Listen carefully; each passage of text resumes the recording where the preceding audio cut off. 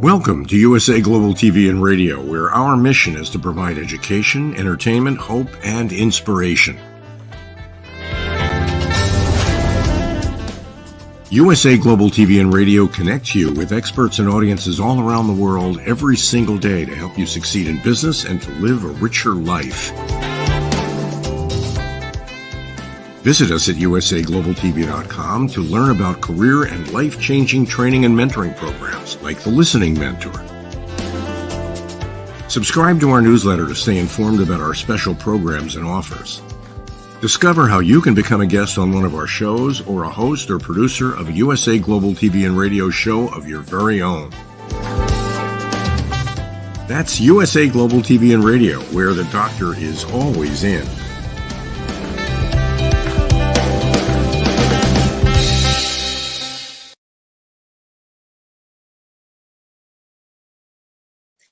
Hello, welcome to USA Global TV and Radio, where we provide world-class education, entertainment, inspiration, and hope. A very warm welcome to our loyal viewers and all of our viewers on all of our different social media platforms. A very warm welcome to our viewers on E360 TV, where we're bringing our show tonight in partnership with E360 TV. Our show tonight is A Woman's Prerogative Part 1 in partnership with E360 TV. A warm welcome to our new viewers from worldwide ROKU and Amazon Fire, as well as all of our usual viewers that tune in from our normal social media platforms. Our show today, A Woman's Prerogative, and our topic, a very interesting one, is women and climate change, the impact on our resources. And obviously, as normal, I'm joined with an incredible panel. We have tonight joining us from London, Dr. Madalene Chan. And we also have Dr. Justina MUTALE. Let's bring them out and let's begin. Hi, Caroline. Hello. Hi, Dr. Justina. Hi, Madalene. Hello, Caroline. Hello. Let's give, especially for our new viewers that are joining us for the first time, a very brief introduction, like a minute's introduction, each of us, to tell our viewers what we do and how we can help people. Let's start with Dr. Justina MUTALE. Hi, I am the author of The Art of Iconic Leadership, Power Secrets of Female World Leaders. I am a gender activist, and today's topic is is top of my my agenda, because I advocate for the rights of women. And of course, for women to have their rights, they should be at the leadership table. And that is what I advocate for, and that is what I teach. Woohoo! Right on topic. Welcome. Welcome, Dr. Justina. And let's go over to Madalene Chan. Dr. Madalene Chan, please tell our viewers a little bit about you in a nice 60-second and what you can do to help them. Hello, everyone. Hi, my name is Dr. Madalene, and I am the authoress of Star Child. What I do is I'm a soul heart awakener. And what I do is help people to connect to their divine feminine energy, which is their creative soul. I help them to be connected with their creative soul, heart, genius. Whatever work that is, I help them to bring that out, express themselves. And yeah, that's what I do. I write songs, I sing as well, and I can help you write your own personal song as well, whether it's for your brand or whether it's about your life story with the Songs for You team. Okay, that's it. That's me.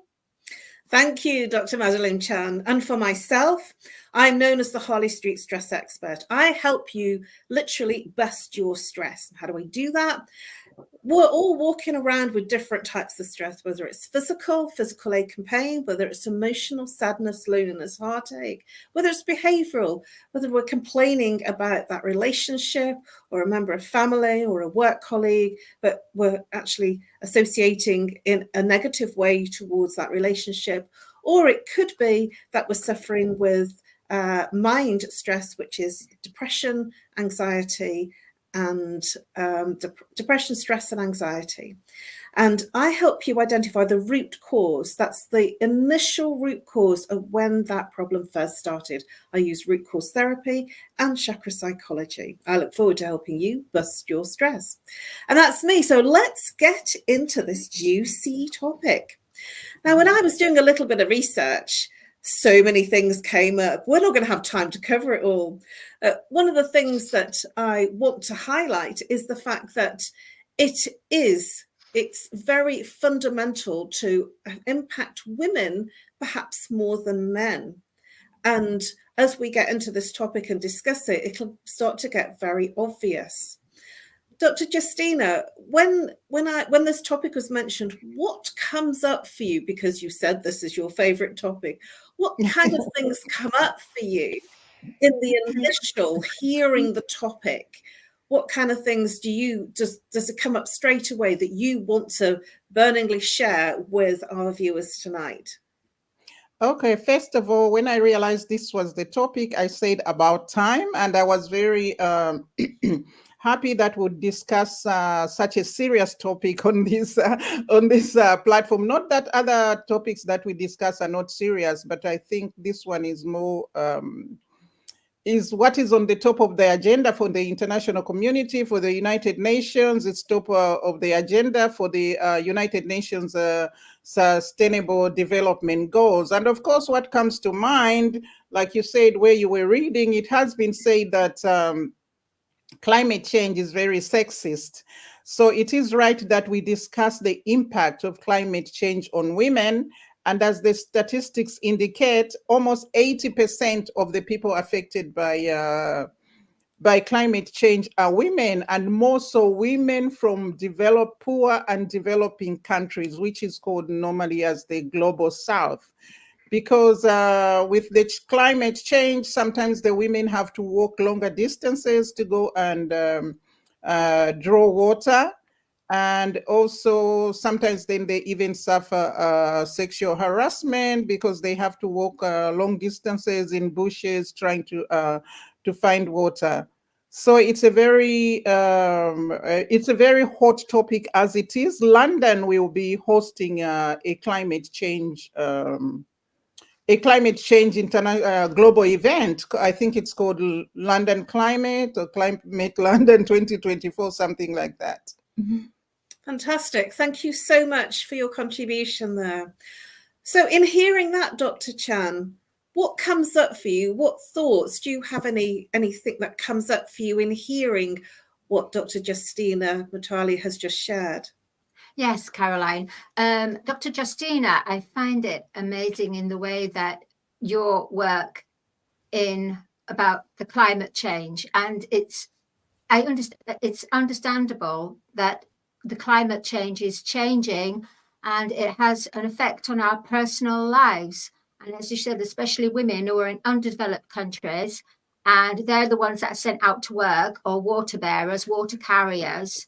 I mean, they're not the hunters, but the water carriers. And having all that water on your head or food in big caskets on your head, and under certain extreme weather, it's especially burning heat, you're going to be wanting more water. So it absolutely valid point. But because I'm quite a little bit dizzy in some things, I actually thought, Caroline, to be honest, and thank you for Dr. Justina for outlining what it really means. I actually thought that women and climate change meant about women's financial forecast, and where they have to rely on different resources to match the up and down roller coaster of the forecast change. That's what I thought.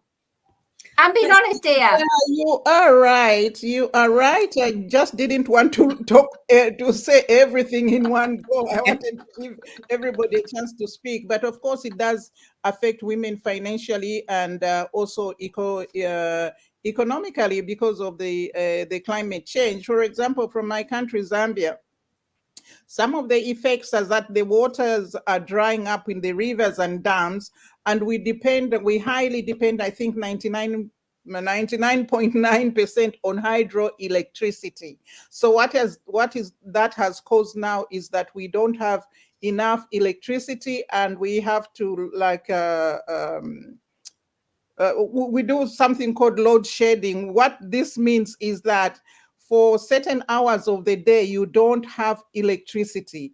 And you can imagine the impact on especially women in small businesses, women that do hair, women that cook in the markets, and of course the foods in the home. You could have food in your fridge, and if you've got no electricity for 8 hours, everything thaws, and there's some food that you can't thaw and refrigerate. So that means that the women then have to go and buy fresh food almost every day, which becomes expensive. And also the transportation is becoming expensive. So it is an economic cost on women. I couldn't agree with you more, Dr. Justina. One of the things that came up for me, and it's very along the lines of what you're both outlining, is that I feel that women are going to be impacted more because they are the caregivers. They are looking after the children. They are looking after the home. And so they are responsible for keeping the home. Now, Dr. Justina has been highlighting what's been happening in the countries that are poorer countries and not so evolved. I can see, even in this country, in our Western world, that we have an impact of the resources where the price of gas and oil are shooting through the roof. And so we have, we're labeling it a cost of living crisis. And actually, even the West is suffering because the prices are rising in the West just as much as in other parts of the world that are poorer countries and not as evolved in terms of their agriculture and the way that they work.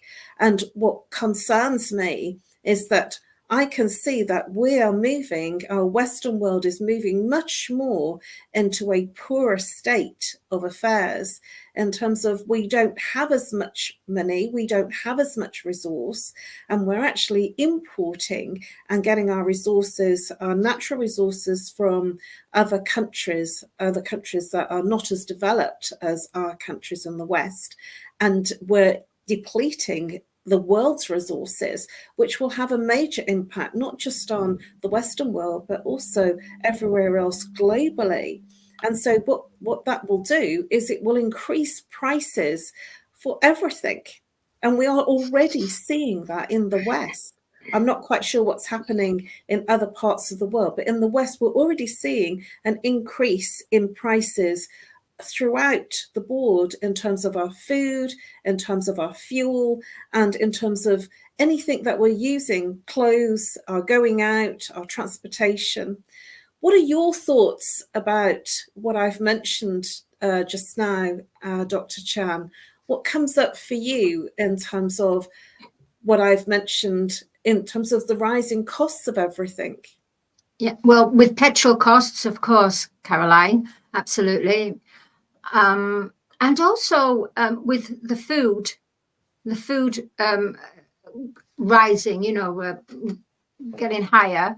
But I also, from the government side, for example, I think it was in the papers or something, and in Birmingham, I think it was starting in Birmingham, where they were looking at reducing payments for families, for children's payouts, and that is going to be very detrimental to the economy.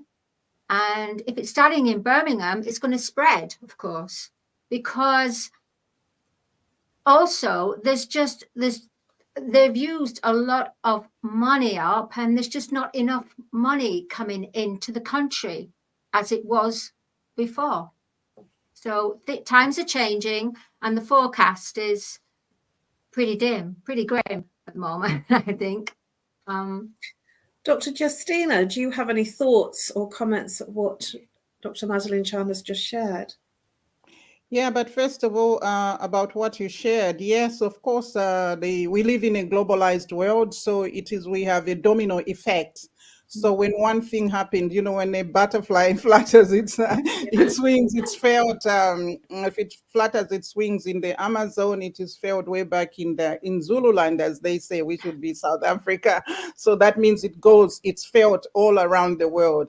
So the prices of fuel are going up, even in the poorer countries. In fact, in the poorer countries, it's almost unaffordable. But of course, people have to sacrifice because of the mode of transport that now everybody's used to. Before, people used to just walk to wherever they needed to go, but now they use cars and they've got to put the fuel in the cars. But what happens is that the domino effect again of the price of fuel falls into everything, because then the cost of doing business goes up. And so the businessmen have to put that added cost onto the consumer. So the cost of food has really quadrupled or even gone up 5 or in some places 100 or 300 times, or 500 over 500%, so to speak. Sorry.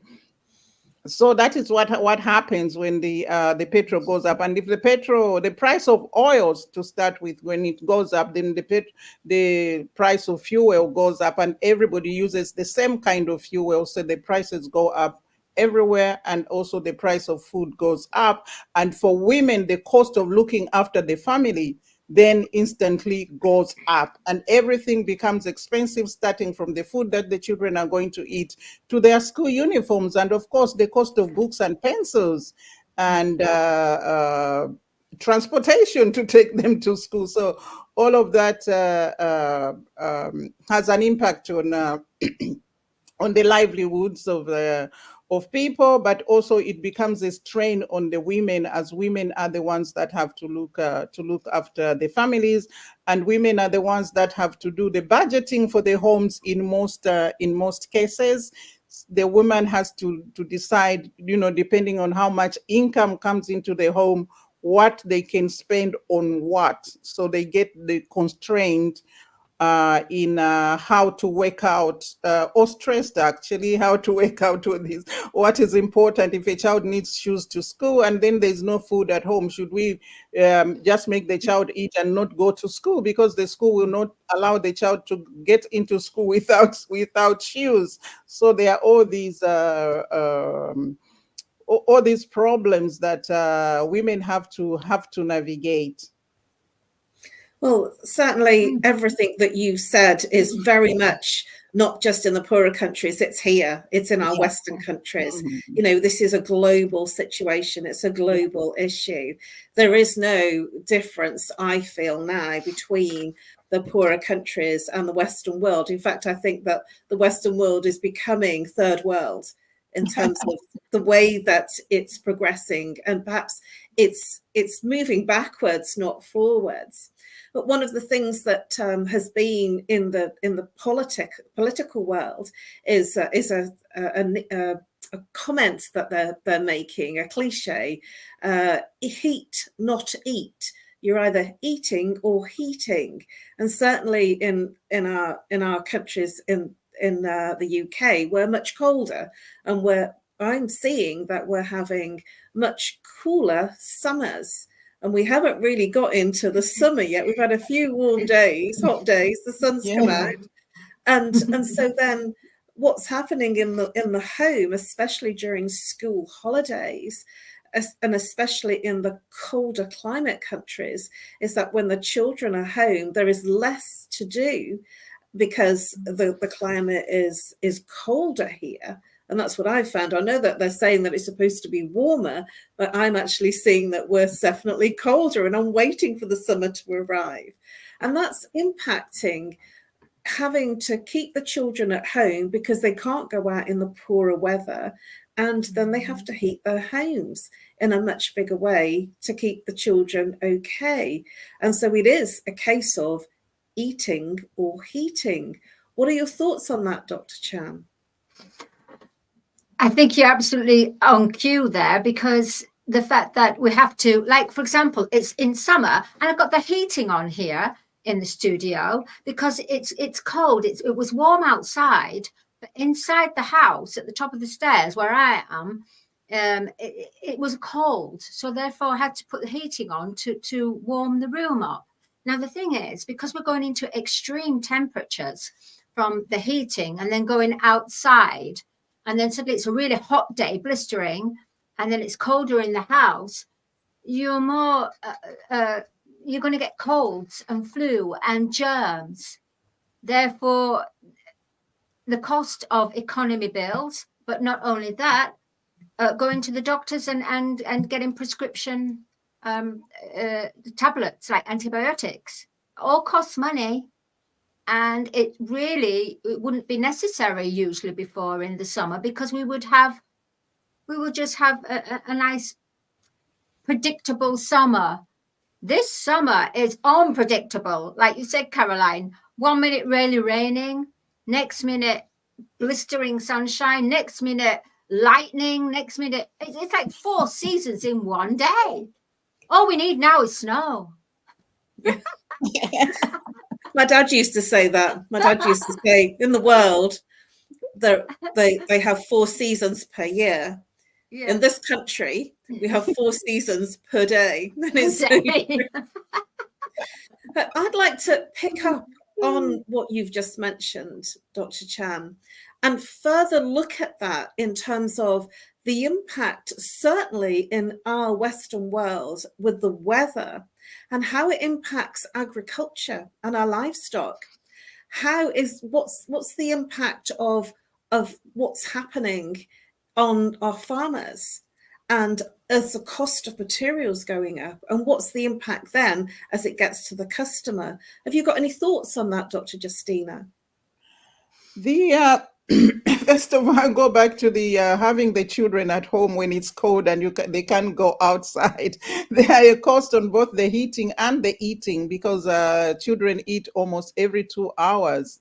They just want to keep eating, and you just have then decide what kind of food is affordable for them to eat. And in the end, sometimes you compromise on the nutrition or nutritiousness of the food, because the organic food is, of course, which is more nutritious, is expensive. So you end up having to buy processed food for the children, which impacts negatively on their health, and also, of course, on the growth of their brain. So it's a very vicious cycle when you look at it. So it is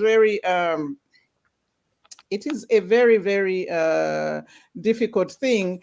And when you talk about how it impacts on farmers, of course, with climate change, there have been loads of droughts, and also there have been like delayed rains. It seems that the seasons are moving. They are not coming at the expected time.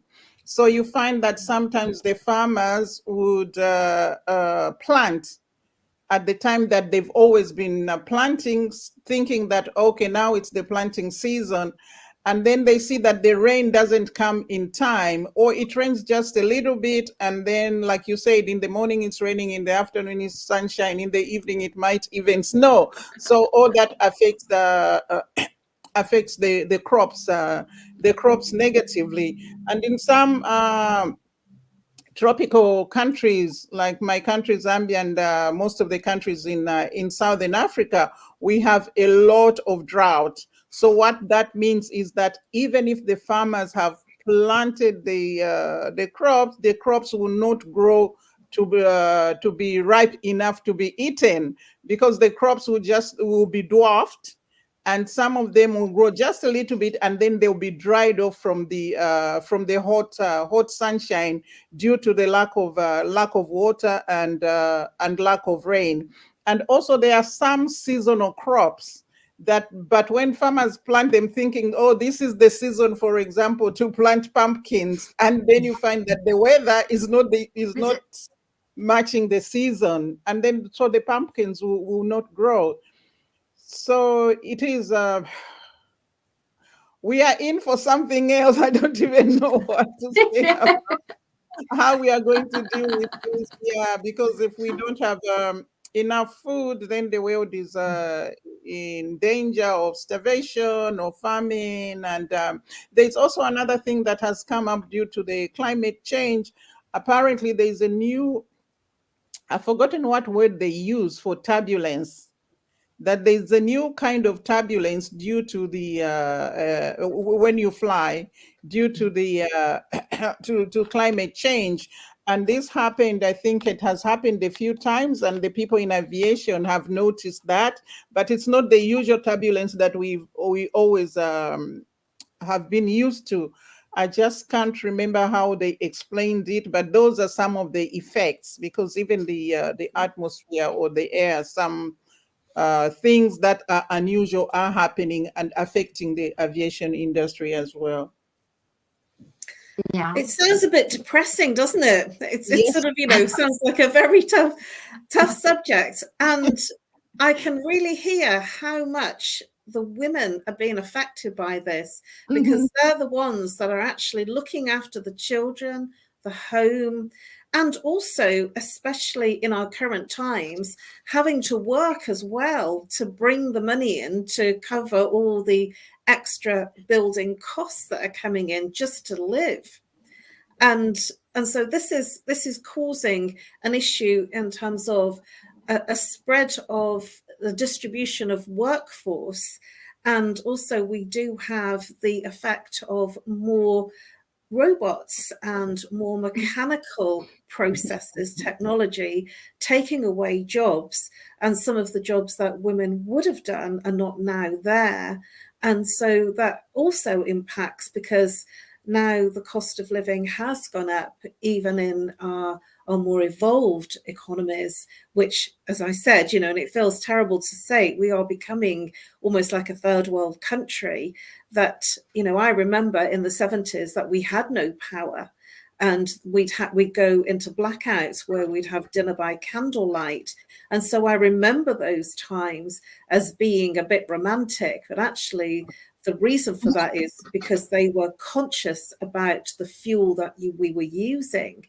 And I want to just look at that, because I remember thinking when I was young, I wonder if we'll have enough water and enough heating and gas to forever, and it just felt like we were using, because I was conscious of it in the 70s and I was quite young. And I just thought, will the water always be there? And there is a definite issue about the amount of water that is globally now there that was there previously, that's now not there. What are your thoughts about some of the things that I've shared, Dr. Justina? I wanted to mention something else also, how the climate change is impacting women. Well, I'll go back again to my country, Zambia, because I know the story that I'm talking about. The government had offered some loans, farming loans or agricultural loans, and a lot of women took up those loans, thinking that when they grow the crops, they will be able to pay back the money from their yield when they sell the yield. And what has happened now is that there is no yield to be sold, so the women are trapped in this, going into this debt trap, that they can't pay back the money that they took for the agricultural loans. So it is, the financial impact is it's very, very high. And the human cost also is quite high, because you find that some people are not very strong. And I think these are times that are not for the faint-hearted.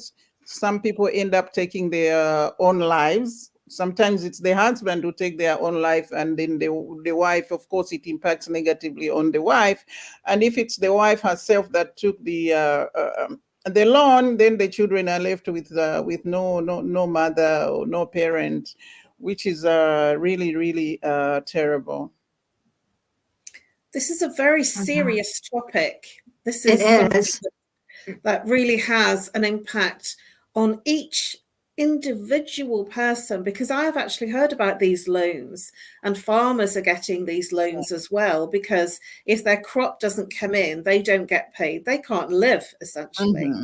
And so if their crops are ruined, if they've planted at the right time and it hasn't come through, it hasn't matured in the right time, they've lost a lot of their crop. And also there is a lot of pesticides that are being used now because of things that have been infected with different pesticides in terms of our food, and taken away all of the difficulties in terms of our climate. So when we do get the food, what we're buying essentially is very full of pesticides, and it's quite mechanically modified to make sure that there's enough. And so, I am now seeing a lot more plant-based or mechanically modified food. And, there is the term now processed food. There's heavily processed food with lots of additives for longer life because of our situation. What are your thoughts, Dr. Chan, in terms of a mother feeding her family on much more processed food with lots of additives and sugar and salt, as compared to perhaps when we were young, that we had more natural foods? That's an interesting question, actually, Caroline. I put that down to a lot of big corporate companies, big supermarkets that put out 2 for 1 or buy 3, like say lots of pizzas, lots of bigger family portions, and a very cheap cost. Whereas if you go into your grocery and get loose vegetables or something healthy, the cost is a higher.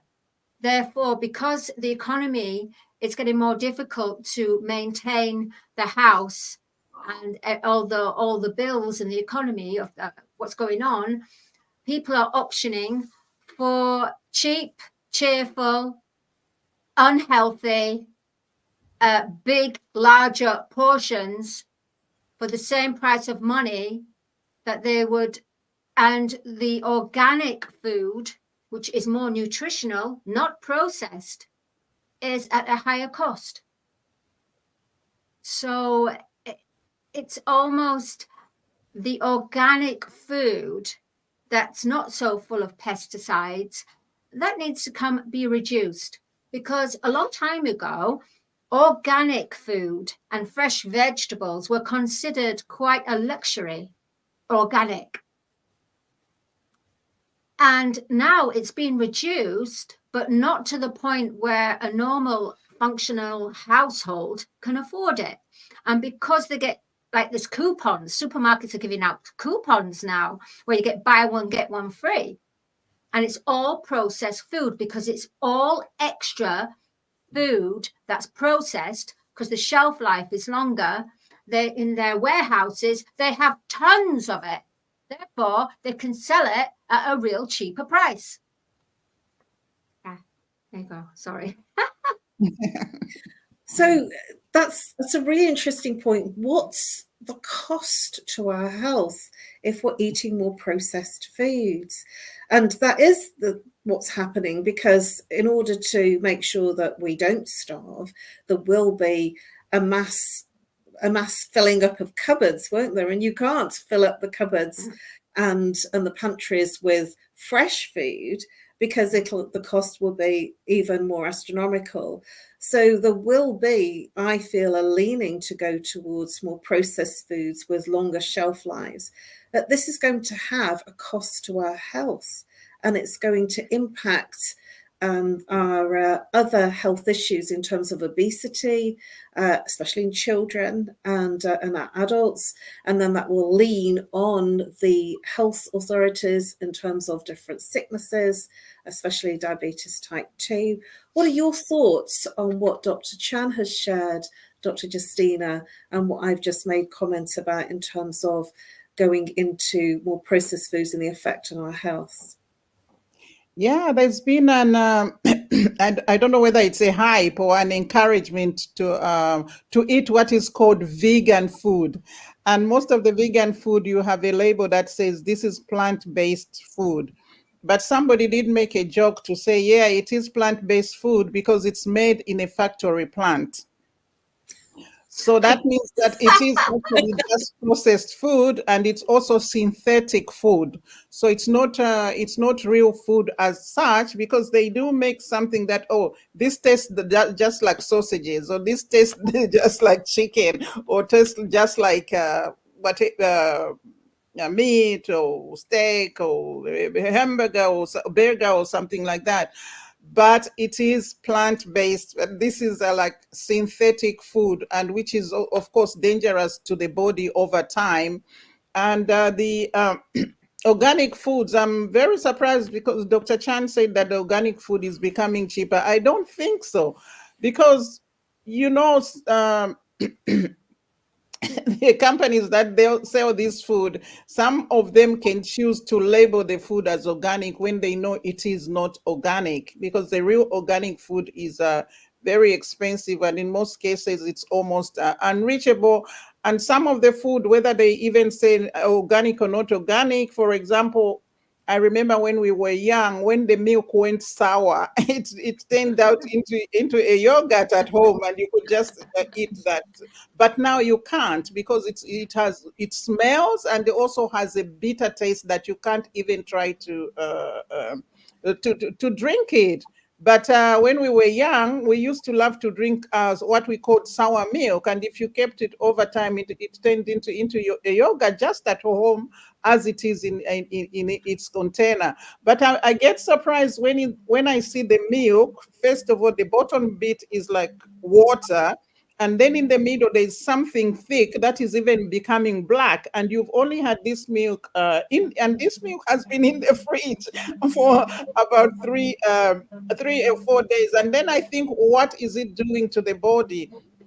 Another thing I've noticed, for example, lemons, when you buy them, and they just in a day or overnight, sometimes they start to rot and turn into, almost turning like into fungi, or like almost like ashes. And I'm thinking, what is it doing in my body? If I eat this kind of thing, what is it going to do in my body?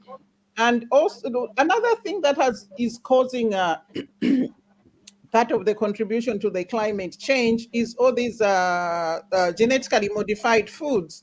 Because even when you planted, they have a few years back now introduced these seeds that are coated. Because before, from what I remember, how we used to do it, we used to have like an allotment, and you grow, say, if you grow maize this season, the next season you grow beans, and the other season you grow, for example, pumpkins. But each crop that you take out, you leave, for example, when you grow maize or corn, all you get are the maize cobs, and the rest of the stem and the leaves, you leave them as compost manure to fertilize the soil. And same as when you grow the beans, of course, all you do is get out just the beans and some of the leaves, but the stems and everything stay there to fertilize the soil in time for the for the pumpkins. But now we have had to use the chemical fertilizers. That is one. Two, then so when you harvest, you eat what you can or sell what you can, and you kept some of that corn, some of those cobs, as seed for your next season. But now this doesn't happen anymore. In most cases, you have these coated seeds that every season you have to go and buy them from the people that sells them, so that you can go and plant them and grow them in you. And also you have to buy fertilizers. But over time, the fertilizer one gets depleted of its fertility because of the chemicals from the chemical fertilizer and pesticides, as you say. But the other thing is, when you don't have the money to buy the seeds, then you can't grow your crops. Because if you can't afford to buy those seeds, you will not have any crops to grow. Because if you try, because the yield from the previous season will not grow, even if you kept back some of the maize to say that I'll plant them next season. They don't grow. So that's how synthetic the food has become. Some extremely valid points, Dr. Justina, much, much deeper than we actually have time, because we've pretty much run out of time on the show.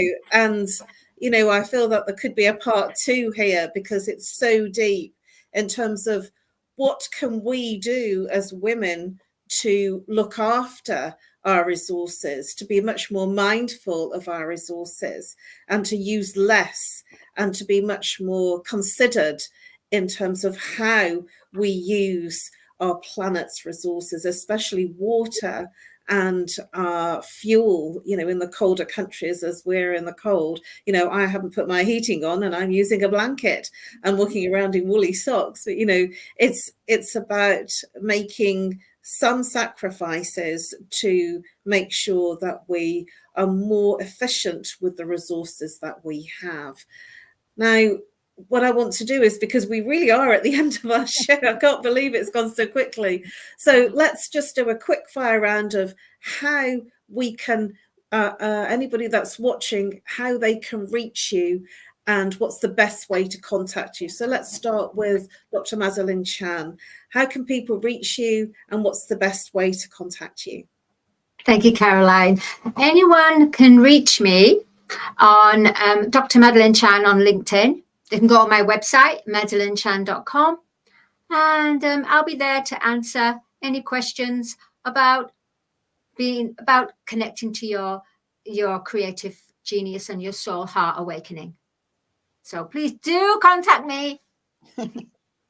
Thank you, Dr. Chan. And Dr. Justina, how can people contact you? People can reach me on all social media platforms. It's just @Justina Mutale, which is my name, and also my email, justinamutale@justinamutale.com. And those that don't remember this, they can just easily Google me and they will find me. Thank you, Dr. Justina. And for myself, you can reach me on nomorestress@live.co.uk, or call if you're international using +44. If you're local, 07523 120 189. I'm also on the social media platforms, Facebook and LinkedIn. Just Google my name and those will come up. And if you Google my name in YouTube, all of the videos that I've done on USA Global TV will all be there, and all the videos for all our other panelists will be there as well. It's a huge resource, USA Global TV and Radio. It is certainly the channel for education, inspiration, and hope. Thank you very much for joining us. We have had a blast. It's been a challenging topic, and at the same time, it's good to know what we have to consider in going forward, and what would be good to look after in terms of our future generations, and how we use our resources, and how mindful and how practical we are in terms of future generations and our children's children. And I look forward to seeing you for a Woman's Prerogative in partnership with E360 TV Part 2 at 9 p.m. British Summer Time. Thank you very much for joining us. I look forward to seeing you next week as well at the same time. That's Monday at 7 p.m. British Summer Time and 2 p.m. USA Eastern Time. And I look forward to seeing you in a couple of hours. Thank you very much, everybody. See you soon. And now over to our amazing sponsors, and a very special thank you to Dr. JACALYN for making this show work and doing the incredible production behind the scenes. Thank you very much, Dr. JACALYN. We couldn't do it without you. I will see you very soon. Bye-bye, everyone. USA Global TV and Radio proudly presents our partner and sponsor, Mr. Philip Sykes and the British School of Excellence. Building confidence, changing lives. And now, proudly presenting the Polished Professional. On a transformative journey with the British School of Excellence's comprehensive suite of masterclasses, crafted to elevate your professional and personal life.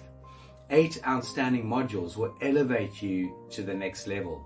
Module 1, exploring life's purpose, delves into the depths of self-discovery, guiding you to chart your unique path to fulfillment and success. Module 2, Mastering Professional Presence and Confidence. This masterclass is a deep dive into the art of self-assurance and commanding presence, which is essential for standing out in today's competitive landscape. Module 3, Learn the secrets of visual impact, how to curate a personal style that amplifies your professional brand. Module 4, Mastering Professional Etiquette and Communication Excellence, navigating the nuances of corporate interaction with grace and tact. Module 5, Elegance in Eloquence. We impart powerful techniques to captivate and persuade any audience with your oratory skills. Module 6, Unlock the potential of your emotional intelligence, EQ, and harness the ability to connect, empathize, and lead with emotional savvy.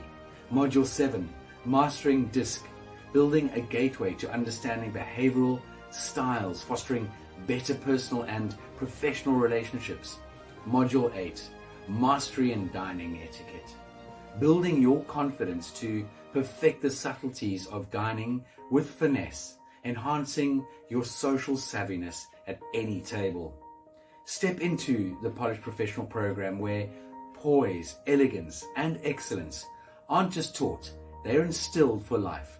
Join us to redefine your potential and polish your professional edge. To learn more, go to thebritishschoolofexcellence.com. The British School of Excellence are investors in people. Let us invest in you. This program has been brought to you in part by Zane Carson Carruth, etiquette and protocol expert, international award-winning author, television show host, and philanthropist.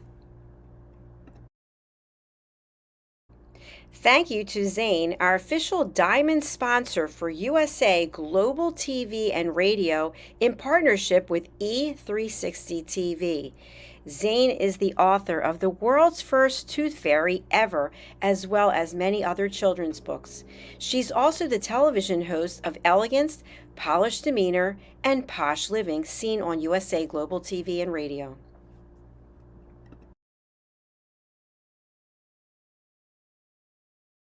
Hi, my name is Zane Carson Carruth, and I'm the author of this book, The World's First Tooth Fairy Ever.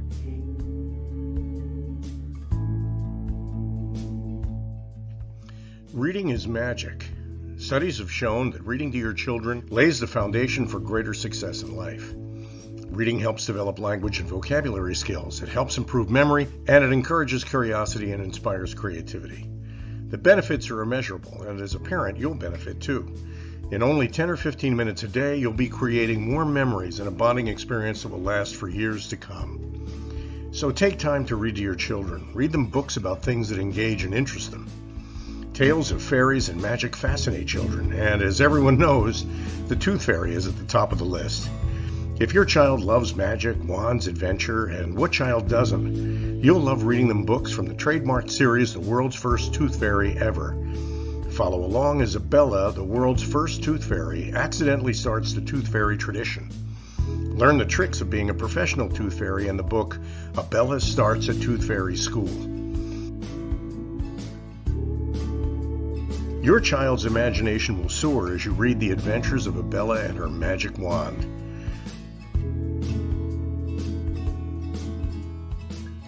These wonderful books are available at worldsfirsttoothfairy.com and at Amazon, Barnes & Noble, and Walmart.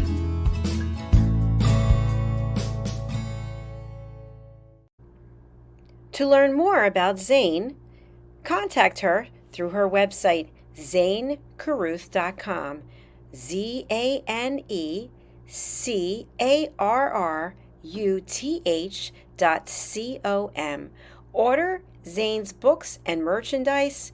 Contact her about being a keynote speaker at your next event.